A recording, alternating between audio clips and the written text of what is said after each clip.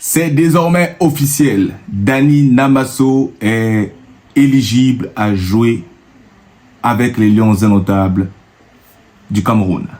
Et on en parle dans cette vidéo. Alors, assure-toi de rester avec moi jusqu'à la fin.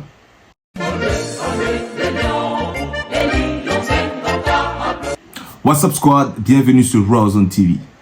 L'endroit où nous parlons du football africain, des Lions indomptables du Cameroun, de la Coupe d'Afrique des Nations.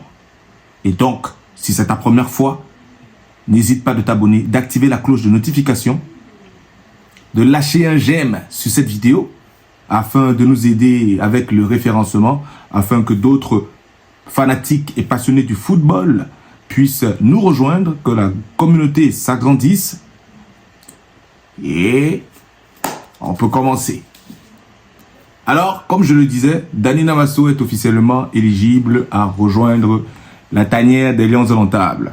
Nous tenons cette information justement de la FECAFOOT qui a produit un communiqué officiel pour informer la communauté nationale et internationale du fait que la FIFA a approuvé le changement de nationalité sportive de Dani Namasso, qui, pour ceux qui ne le savent pas, a joué quasiment dans toutes les catégories inférieures des sélections anglaises. Il a joué avec les sélections anglaises jeunes. Et voilà, il est donc désormais prêt à venir remplir les rangs des Lions indomptables du Cameroun. Alors, moi je dis bravo, félicitations à Dani Namasso, bienvenue à la maison. Bravo à toutes les personnes qui ont travaillé pour que cela soit réel. J'entends ainsi la FECAFOOT, potentiellement Marc Brice aussi. Faut apprendre à remettre à César ce qui lui revient de droit, parce que il me semble qu'au courant des derniers mois, il a souvent appelé, il a même décrit des problématiques. Bon, on va laisser tomber les problèmes qui ont pu se poser. On va se concentrer sur le fait qu'il soit là maintenant et on lui dit bienvenue chez toi.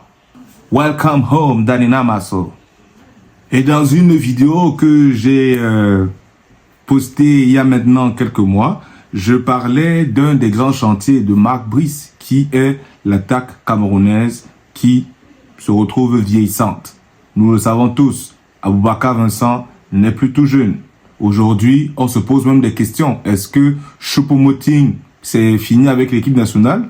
Parce que la fin de son été a été très très calme. Entre la fin de son contrat avec le Bayern, on a appris entre-temps vers octobre-novembre, si je ne me trompe pas, qu'il a signé en MLS, si je ne me trompe pas, avec New York Red Bulls.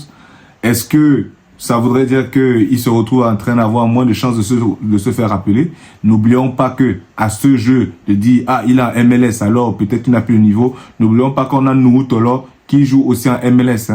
Et nous avons même d'ailleurs vu une statistique qui est sortie il y a quelques semaines de la Bundesliga qui nous présente Choupo-Moting comme étant le deuxième meilleur dribbleur de Bundesliga au courant, si je ne me trompe pas, facile, au moins des 10 dernières années. Et la seule personne qui a été capable de faire mieux que lui, si je ne me trompe pas, selon ce classement, c'est Franck Ribéry. Donc, je ne sais pas si vous vous rendez compte de la puissance de cette information. Ça veut dire que Choupo-Moting, meilleur dribbleur même que Arjen Robben, mais c'est chaud, en tout cas. Donc, pour dire qu'on peut se poser la question, est-ce que Marc Brice compte sur Choupo-Moting? Parce que quand il est arrivé, je crois qu'il a appelé Choupo-Moting une fois. Choupo-Moting n'a même pas foulé la pelouse. Et depuis, plus rien. Nous savons aussi qu'il y a toujours, depuis quelques années, il y a toujours une situation un peu Choupo-Moting. Il vient pas, X, Y, Z chose. On ne sait pas. On espère qu'un jour, on va avoir des détails concernant cette situation. On ne va pas oublier Faris Moumbagna, qui a fait ses débuts avec l'équipe nationale. Début mitigé, notamment avec son transfert à Marseille aussi, avec des débuts à Marseille mitigés. La saison est terminée, une nouvelle saison en train de démarrer, pas le temps d'être prêt, il s'est déjà blessé.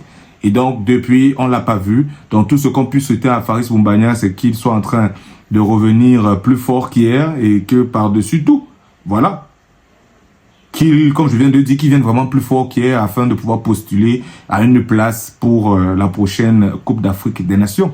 Ce serait intéressant.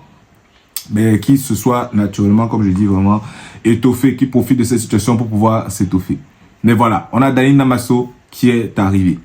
Qu'est-ce que vous pensez? Est-ce que vous avez déjà vu les matchs de Porto? Est-ce que vous avez déjà vu des matchs de Dani Namasso? Qu'est-ce que vous pensez de son profil? Je vous attends dans les commentaires.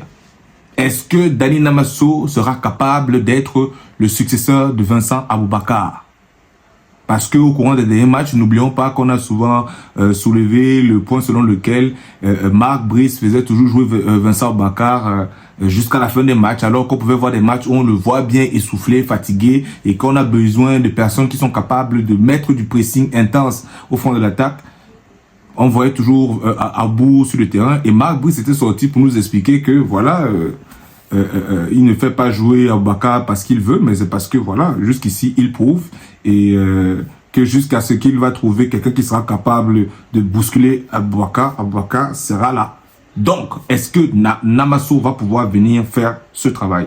Venir, et que dès ses premiers instants, comme Baleba, dès qu'il va toucher le ballon, une fois, deux fois, trois fois, on va se dire, ah, mon ami, on dirait qu'il y a des choses qui sont en train de se passer. Est-ce que c'est ce à quoi on va assister? En tout cas, c'est tout le mal que je puisse lui souhaiter. C'est-à-dire, en français facile, je lui souhaite d'arriver avec les Lions indomptables et dès son premier match, qu'il nous fasse une Baleba. Oui. Et quand je dis Baleba, on ne dit pas qu'il doit jouer comme Baleba, mais on dit que dans son registre, qu'il soit capable de s'imposer tout de suite, rapidement. C'est très important. Sachant que il aura le temps de pouvoir s'intégrer dans l'équipe et d'être prêt pour la CAN 2025. Parce que mon cher Dani Namasso, là où tu dis que tu viens là, faut bien comprendre que Cameroun, ça ne joue pas. Hein, parce que si tu arrives là-bas, tu as les contrôles bizarres, les choses sont compliquées, ça ne va pas. Ah, les Camerounais ne vont pas avoir beaucoup de patience. Hein. Faut demander à Faris Moumbagna, hein, il va te dire. Donc, les gars, je ne sais pas ce que vous en pensez. Moi, je pense en tout cas en général que c'est une bonne information. C'est toujours mieux d'avoir un nouveau joueur, en plus un jeune joueur qui est capable de venir remplir les rangs de l'équipe, plutôt que de ne pas en avoir et de manquer d'effectifs ou manquer de talent. Ça, c'est la pire chose, à mon humble avis, bien sûr. Et il a alors un nom alors chargé, hein? Daniel Lauder Namasso. Lauder. Lauder, j'ai envie de dire le chargeur. Donc, ça veut dire qu'en principe, il doit nous donner les décharges là-bas en attaque. En tout cas, en même temps, je veux dire, on doit se calmer. Moi, le premier, calmons-nous. Souhaitons une bonne entrée en matière à Dani Namasso, qu'il puisse s'intégrer sereinement et que rapidement, il trouve ses marques dans cette équipe. Qu'il arrive là comme si en fait, il a toujours été là. Je pense que ce serait super. Une super bonne chose pour le Cameroun. Donc voilà, c'est à peu près ça que je voulais vous dire. Et comme je vous l'ai dit, j'attends vos impressions dans les commentaires. Qu'est-ce que vous pensez de cette nouvelle arrivée? Est-ce que vous pensez que Dani Namasso va pouvoir arriver et dès ses premiers matchs s'imposer? Est-ce que dès le premier match, Marc Brice, qui l'a tant réclamé, va d'entrée de jeu poser un acte fort en le titularisant? Qu'est-ce que vous en pensez? Je vous attends dans les commentaires. Et d'ici là, si ce n'est pas déjà fait, je te recommande de suivre cette vidéo dans laquelle je parle de Baleba et de sa première partie de saison qui a été, à mon humble avis, extraordinaire.